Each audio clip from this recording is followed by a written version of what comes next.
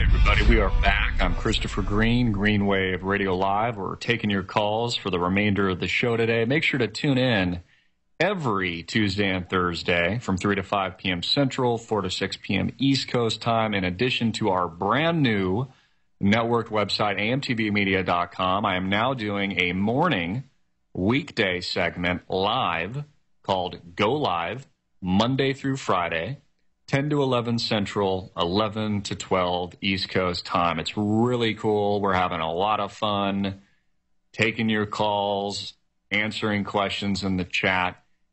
You know, I just can't help but think America really does need a miracle in a certain respect. And that's kind of a question I want to throw out to our audience. You know, what do you think is going to happen in the next few weeks, the next few months, the next few years? What do you see in store for America? And can you even see that far? What is America going to look like 5 years from now? You know, it's funny, we have such a short-term nature as Americans, you know.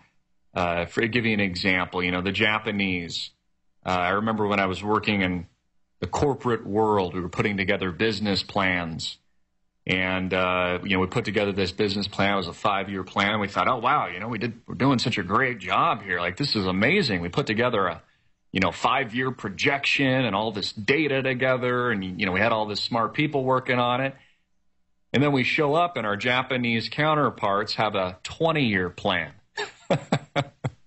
It just goes to show you how short-sighted we are here in America. It's difficult for many of us to see the future.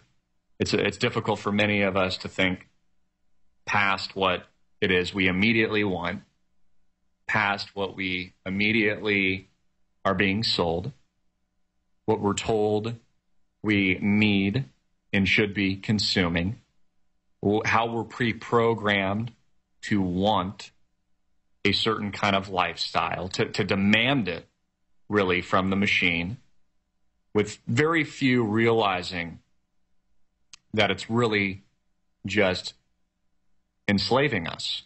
You know, I put out a video today. It said Republicans radicalized and the sheeple led to slaughter.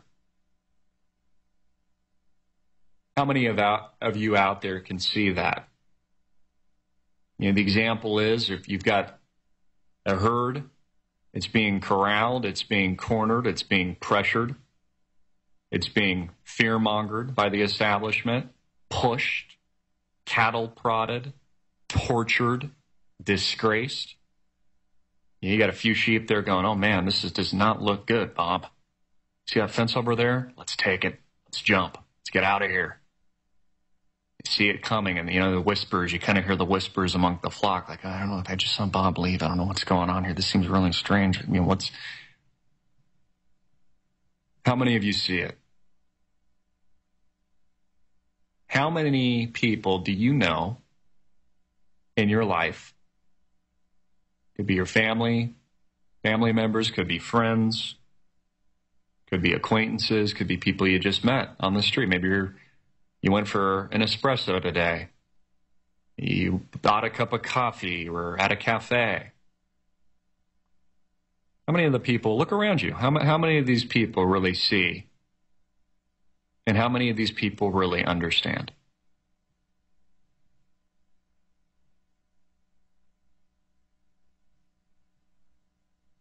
Where are we headed? And do we need a miracle to survive? You know, what I'm thinking is, can the people be that miracle? Could perhaps we together be that hope? You know, we talked about the movement, this movement. It's not about one person. It's not really about a leader.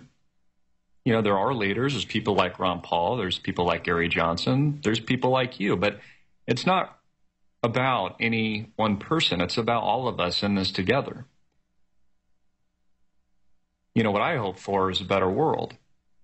What I hope for is to see a little bit more humanity.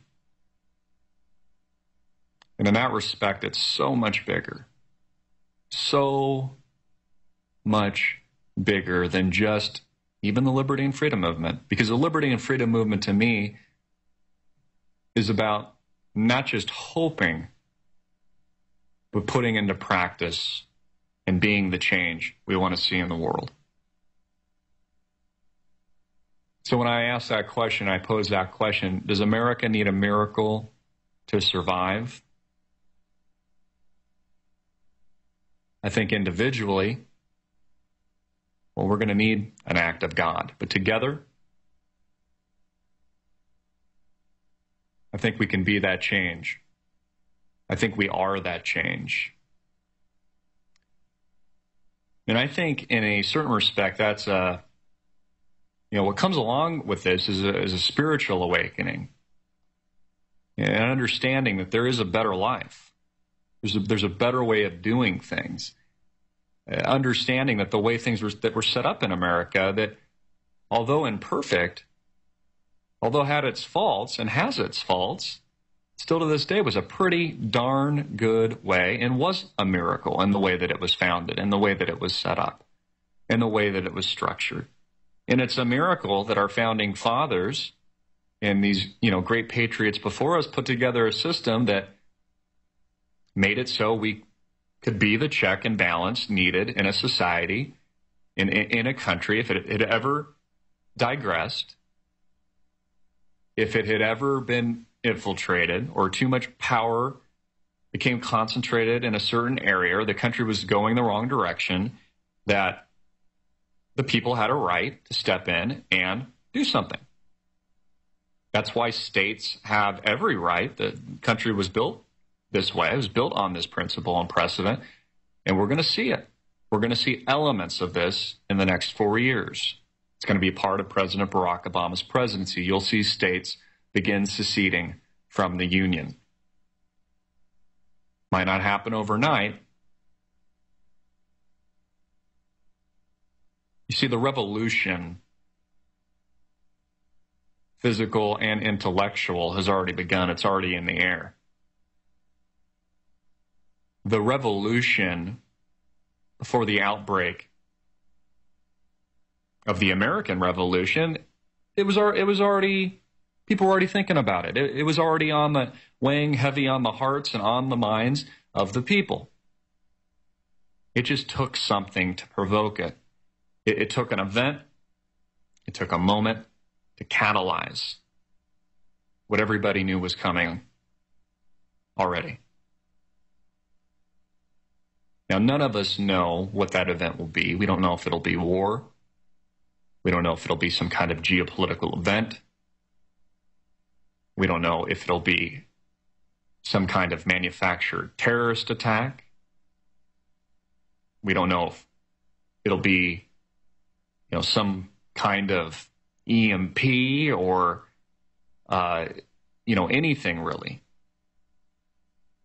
We don't need to know what that event will be. We don't need to know what by chance is going to catalyze this transition. It'll be recognizably apparent when it happens. I don't think that event has happened yet. I think although the people see the destabilization, they see how divided the country are, and although that thought of liberty and that thought of revolution is in the air. And I think the American people are gearing up for that. I think the world is gearing up for this. They know it's coming as well. I think it's important for all of us, knowing what's ahead, and also realizing that this is an opportunity for something positive. This is the time to get right. Get right with yourself. Get right with God. Get right with whatever spirituality you may have. Get right with your family. Get right with your friends. And practice what you preach. Be the change you want to see in the world. These are unprecedented times, America. This is an unprecedented time for the world. This isn't just America. This is global. with the advent of all this change, the advent of all this technology, it's been kind of a double-edged sword. I wanted to say sword. It's liberated us in a lot of ways. It's connected us in a lot of ways, but it's kind of like yin and yang. It's also put up a very aggressive, manipulative control grid, and it's also disconnected us